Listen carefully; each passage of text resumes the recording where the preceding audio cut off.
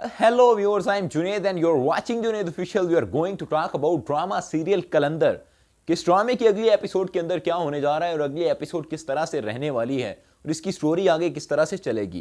क्योंकि इस ड्रामे के अंदर पहले ये लग रहा था कि सुंबल जो है वो गुजारा नहीं कर पा रही थी तबरेज़ के बगैर और ये चाहती थी कि मैं इसके साथ शादी करूं, इसके साथ रहूं, लेकिन उसके बिहेवियर को देखते हुए अब उसने बदलना शुरू कर दिया है और जिस तरह से उसका बिहेवियर होता जा रहा है लग नहीं रहा था कि इन दोनों की शादी हो पाएगी। लेकिन ऐसी ही क्या मजबूरी बनने वाली है कि जिसके बाद इन दोनों की दोबारा से शादी होगी और ये दोनों शादी के लिए तैयार हो जाएंगे। और दुर्योधन का क्या रिएक्शन रहने वाला है जब उसको इस बात का इल्म होगा कि यहाँ पर तबरेज़ जो यहाँ पर कम आता था उसकी वजह सिर्फ और सिर्फ सुंबल थी और उसके बाद ये उनके साथ शादी कर चुका है और उसके साथ रहना चाहता है, तो उसके बाद वो क्या करने वाली है इसके बारे में बात करते हैं।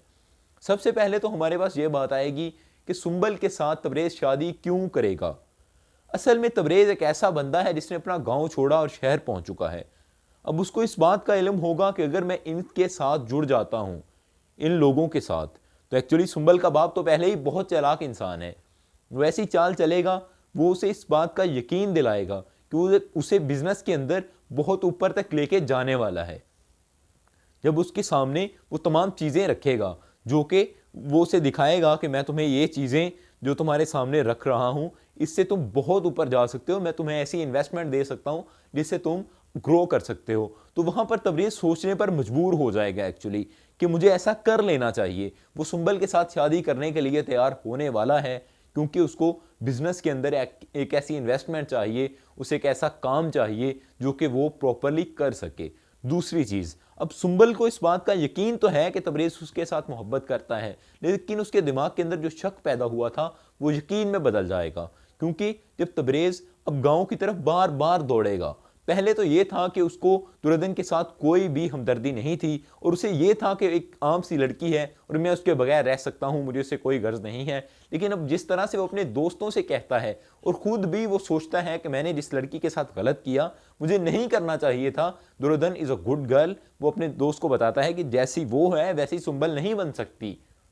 लेकिन जब वो कहता है कि तुम सुंबल को छोड़ दो तो इस बात के लिए वो तैयार नहीं होता और ऐसा वो नहीं कर सकता। लेकिन अब दुर्योधन को जब इस बात का पता चलेगा तो दुर्योधन का क्या रिएक्शन होने वाला है। दुर्योधन अपने गांव वापस चली जाएगी, दैट्स श्योर। और एक चीज़ बहुत मेन रहने वाली है इस ड्रामे के अंदर कि जिस तरह से इसके भाई यानी नायाब अली को जो करेक्टर इरफान का दिया गया हुआ है, तबरेज़ का जो भाई है, उसको आपने देखा कि लोगों के अंदर दिखाना उसका कोई प्रॉपर मकसद है।